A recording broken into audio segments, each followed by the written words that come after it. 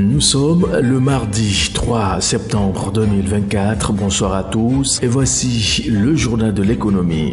Les arrivées de touristes au Maroc ont atteint un record de 10 millions de visiteurs durant les 7 premiers mois de l'année 2024, enregistrant ainsi une hausse de 15% par rapport à la même période 2023, selon des données publiées ce lundi par le ministère de l'économie et des finances. Sur le seul mois de juillet dernier, le royaume chérifien a accueilli 2,6 millions de visiteurs, soit une croissance de 20% comparativement au mois correspondant de l'année écoulée.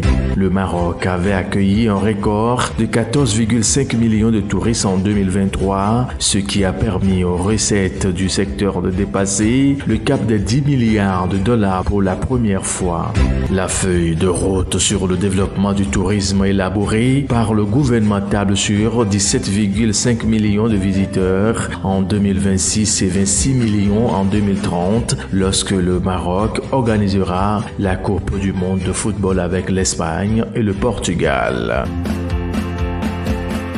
Également dans l'actu éco, l'Afrique du Sud où le conseil d'administration de la nouvelle banque de développement, la banque de développement des BRICS, a approuvé un prêt de 1 milliard de dollars à l'Afrique du Sud. Ce financement est destiné au développement des infrastructures d'eau et d'assainissement. Ce prêt intervient dans le cadre du programme de la subvention aux infrastructures municipales du gouvernement sud-africain.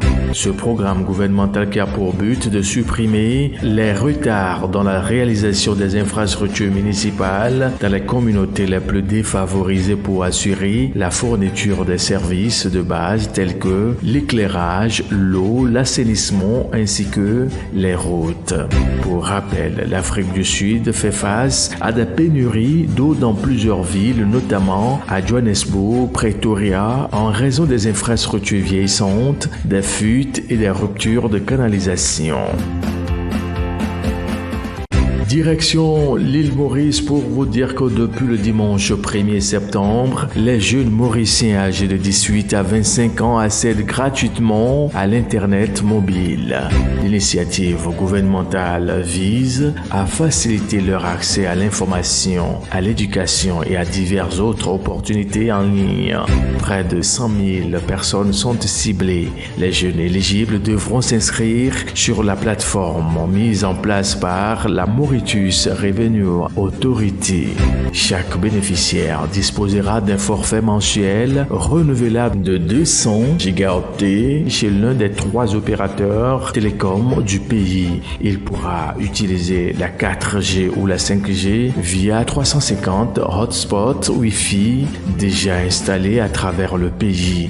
Cette initiative s'inscrit dans le cadre des actions engagées par le gouvernement mauricien pour favoriser une économie fondée sur la connaissance et préparer l'avenir numérique du pays. L'exécutif priorise notamment la formation continue et le perfectionnement des compétences.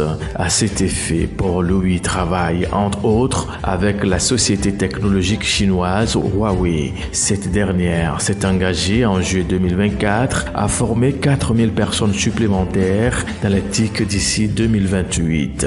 À travers l'accès gratuit à Internet, les jeunes Mauriciens pourront renforcer leurs compétences afin de se préparer au marché de l'emploi. L'Algérie est officiellement membre de la nouvelle banque de développement des BRICS. Cette adhésion a été approuvée le dimanche dernier à l'issue de la 9e réunion annuelle du Conseil des gouverneurs de cette institution multilatérale de développement tenue à Cape Town en Afrique du Sud. L'adhésion à LDB offrira à l'Algérie de nouvelles perspectives pour renforcer son essor économique à moyen et long terme.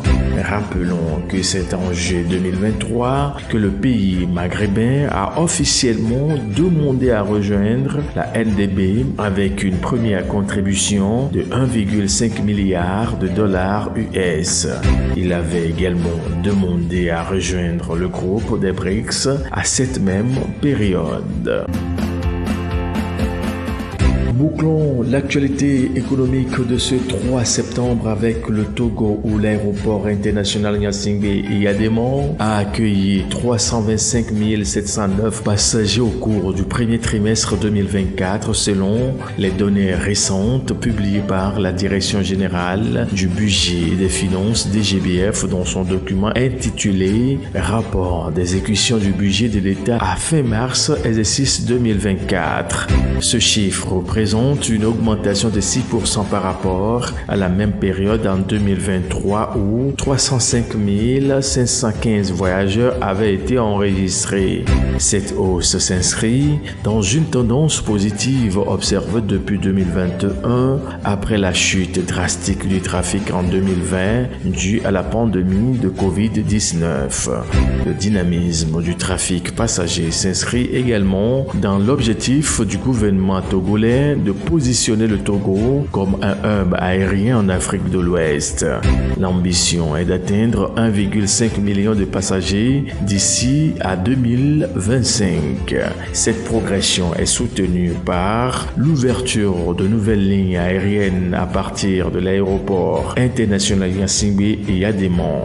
Récemment, 6 nouvelles lignes ont été inaugurées, dont 2 par Ethiopian Airlines et 4 par Askai, portant à 41 le nombre total de destinations desservies à travers le monde.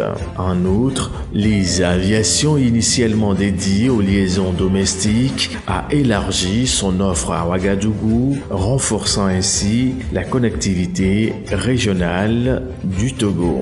Mesdames, messieurs, merci de votre fidélité. À très vite.